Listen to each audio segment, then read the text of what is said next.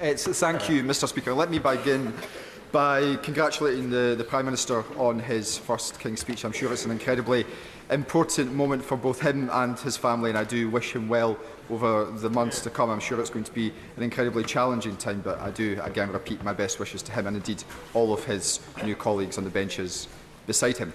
I just want to firstly reflect, though, Mr Speaker, on the fact that the day the election was called, there was a Prime Minister's questions, and I perhaps goaded the former Prime Minister in respect of calling a general election. I think I referred to him as being feared. Should he not do that?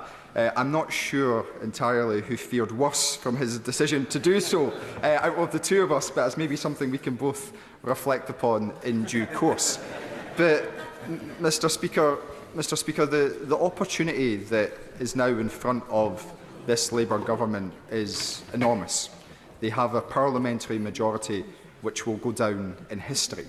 And that majority affords them something incredibly important. It affords them the ability to deliver change.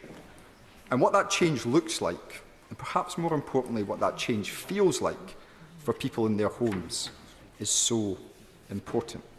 Now, my colleagues and I on the SNP benches will try to do everything that we possibly can to be as constructive as we can.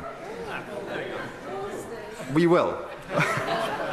However, I was a little bit disappointed today by not necessarily some of the things that were within the King's Speech, but some of those things that weren't. And in that regard, I just want to bring the House's attention to the amendment which my colleagues and I, ably supported by other members from across the chamber, in relation to the two-child benefit cap. This is a policy, an iniquitous, heinous policy, which was introduced by the former Conservative government in 2015.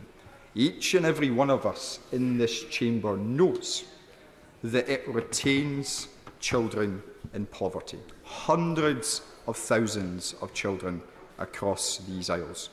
In Scotland alone, it impacts 27,000 households. It's estimated that 14,000 children would immediately be taken out of poverty were it to be scrapped. But it was not mentioned in the government's programme for government today. Instead, all we have heard is that a task force is going to be created. No time frame for that task force, no indication of when that task force will conclude, and all the while those children will remain in poverty. Surely it should be the bare minimum expectation of a Labour government to seek to do everything it possibly can immediately to lift children out of poverty. I'm particularly interested in the views of Scottish members of Parliament from the Labour Party in this regard. I would be delighted to give way. Could he explain to the House why the SNP government in Scotland, who have the power to do so, have not? I would be more than happy to enlighten the honourable gentleman in that regard, because as he knows, in the UK we have reserved policies and we have devolved policies. Some 70% of welfare policies are reserved to this Parliament. Now, what the Scottish Government has sought to do over recent years is to mitigate the worst excesses of the Conservatives. Some £800 million worth of money that we could spend on other things, we choose to mitigate Tory policies, including, of course, the likes of the bedroom tax. And I'm sure the honourable gentleman opposite me would be very keen to see his own front bench mitigate and end that particular policy. But we do that within the confines of the financial remit set, in large part, by this place. And if the honourable gentleman is suggesting, as indeed I'm sure some of his Scottish colleagues would agree with, that the Scottish Government should mitigate this place, then he should outline, as they should, where that money should come from. Should it come from Scotland's NHS? Should it come from our schools? Should it come from our police?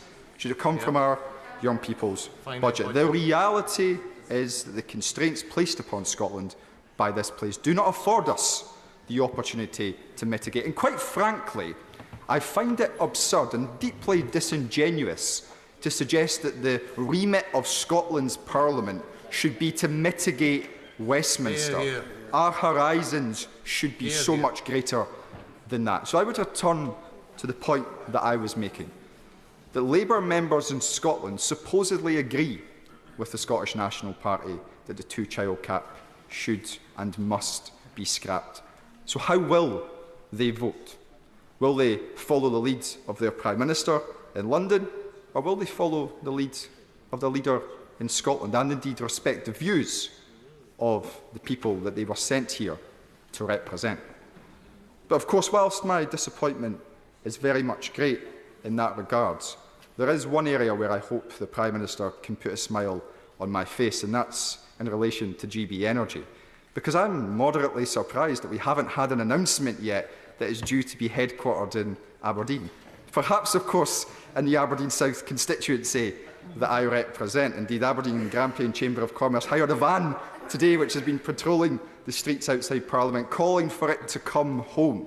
And that is the only time I will ever use those words, and it should come home, Mr Speaker, straight to the energy capital of Europe. But whilst I would welcome its placement in Aberdeen, I also want to see much more detail about what GB Energy is going to deliver. Because if I've read correctly, £8.3 billion cumulatively over the course of the next 5 years will go towards GB Energy, some £1.6 billion each and every year.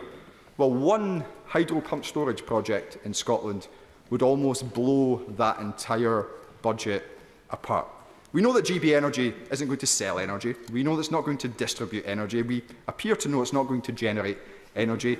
It's suggested that it will be an investment vehicle for projects to go forward.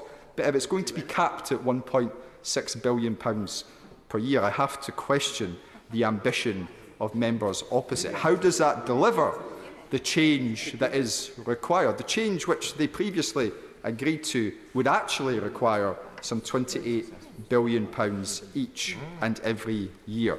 What a contrast! What a contrast to the ambitions that they once had. And of course, net zero is going to be absolutely crucial to our economic future, the growth and prosperity that we all want to see. But ultimately, that growth can only also come about through productivity. And I would like to hear more from an incoming Labour government, a government which now has a significant majority, as to what they are going to do to reverse some of the policies of the Conservative Party in relation to migration.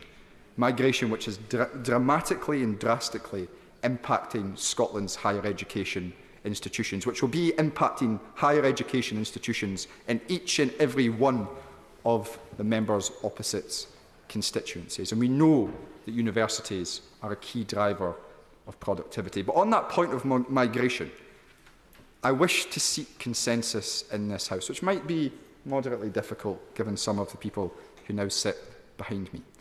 We need to stand up and be bold and brave in the face of those who seek to demonise migration, who seek to other those people who come and work in our public sector and in our private sector, who care for us in our hospitals and who teach our children. We should be seeking to increase migration, to increase our economic output and to grow our economy and indeed to enhance our communities. Brave politicians would do that, and I hope that members opposite share that bravery. But of course, our economy isn't just about net zero. It's not just about productivity. It's not just about migration. It's also intrinsically linked to our relationship with the European Union. And I look forward to seeing what the government comes forward with in respect of its proposed new relationship with our friends and allies in Europe. We should, of course, be seeking to rejoin the European single market. We should, of course, be seeking to rejoin the European Customs Union. It makes sense to all of us. The politicians in this House, they're afraid of doing so. Well, they're going to come to realise that the only way to achieve the aims that they want to achieve is to do just that. So on all those issues and so many more, we will seek to be a voice of reason in this House and to work constructively with members opposite. And I look forward over the coming hours and coming days to hearing their contributions and what they intend to bring to our national discourse as we all try to better improve the lives of the people that we are so fortunate to represent. Thank you, Mr. Speaker.